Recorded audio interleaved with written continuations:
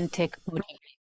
So in the lessons ahead, we will be tapping into the inner force, the inner drive that you have that maybe you forgot about.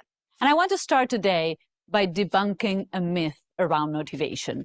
We somehow feel like we gotta feel like doing things in order to do them. So we say things like, I'm gonna go to the gym tomorrow. And then tomorrow I wake up, I don't feel like going. Oh, I'm lacking motivation. I feel like I need to be motivated to eat healthy. I need to be motivated to work on my business plan. But you see, motivation doesn't work that way. Let me explain with an example. If you have kids, this will resonate. Even if you don't have them, just imagine this. Can you imagine telling a kid, it's time to take a shower, and the kid gracefully proceeds to do so? It never happened in my house. I've been a mother for 10 years. It doesn't work that way. Can you imagine telling your teenager, hey, buddy, it's time to turn the iPad off? And he winks at you and says, yes, Mom, it's been too long for me to stare at a screen. I'm just going to shut off the iPad, open the book. And you tell your kids, today we're having chicken and broccoli for dinner. And they go, oh, Mom, thank you. I was already feeling the need for healthy food. Does it work that way? No, it doesn't. But the thing is that we as parents, what do we say when they react that way? What do we say? We look at them and say, I understand, honey, you don't feel like taking a shower, you still got to do it. You don't feel like closing the iPad, you still got to do it. And this is what we're having for dinner. We don't expect our kids to want to do things, to feel like doing things. But for some reason, we adults have come to believe that we need to feel like doing things in order to do them. And if we don't feel like doing things, we have a motivational problem. You see, this is the most common comment I get on social media every single day. Somebody says, I have a problem. I think I'm lacking motivation. And I say, no, you're not lacking motivation. You don't understand motivation. You see, we envision motivation as this fairy godmother that will show up at our doorstep. And it's usually on Monday morning. And so she will knock on the door and go, hello, here I am. You wanted to go to the gym today, but you didn't feel like going. Motivation fairy is here. Let me walk you to the gym. Let me take you to the gym. Does it work that way? It doesn't. But we act as if it were like that.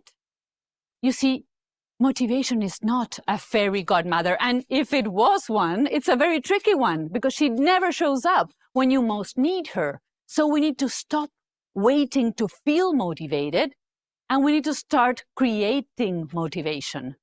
Now, how do you do that? How do you create motivation and motivation that lasts?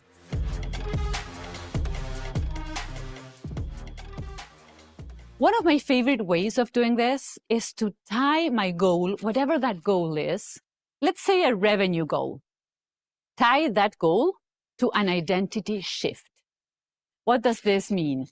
Let's say I'm going to share a personal example. So with my new company, Lady Spark, my goal, my revenue goal is to take that company to 30 million in a few years. Am I motivated so much by that revenue goal that I feel like jumping out of bed every morning at 5 a.m.? No. Am I motivated so much by that revenue goal that I want to kiss my kids goodbye and, travel on business travels for a few days? No. Am I motivated every day to do things that I have to do? No. But here's the trick. What I do feel very motivated about is I really want to meet the version of myself that I will be when I reach that goal, because I know I will be a different Florencia. I know I will think different, I will feel different, I will have new personality traits, I will have acquired new skills, I would have let go of things that don't serve me anymore. I know I will be different, and I'm so freaking excited to meet that version of myself.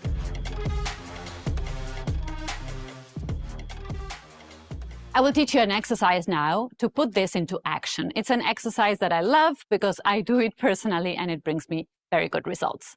The exercise is called Gotify Yourself. What is this about? Very simple. It might take you about 5 minutes to do it, but trust me, it's worth it.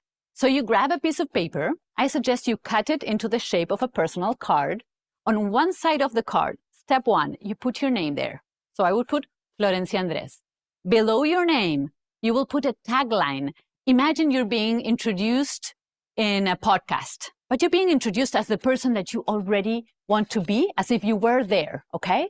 So you're being introduced, and if I were being introduced now, I would put Florencia, the founder of Lady Spark, a company generating $30 million, helping women make more money doing what they love. You can put your name. Let's say your name is Lucas. So you put Lucas, and then below it is a tagline. Creator of the most downloaded app of the year. You got it? On the flip side of that card, what you will describe is how your new personality looks like. Whatever you want to put there. It could be like, she's a very strong leader. He is a very talented, driven person. He is taking bold steps. He is not afraid of taking risks. He is investing in such and such. Whatever you want to put, okay? And I want you to carry this card with you. Look at it at least once a day. It will take you a few seconds to look at it, but it will remind you that you're tying your new goal to your new personality. So you're making this about an identity shift, and that is powerful. In our next lesson, we're going to be tapping into a secret aspect of motivation. We will find motivation in a place that you don't normally look for motivation, but trust me, it will surprise you and it might be very, very useful. So mark this lesson as complete, and I'll see you in the next one.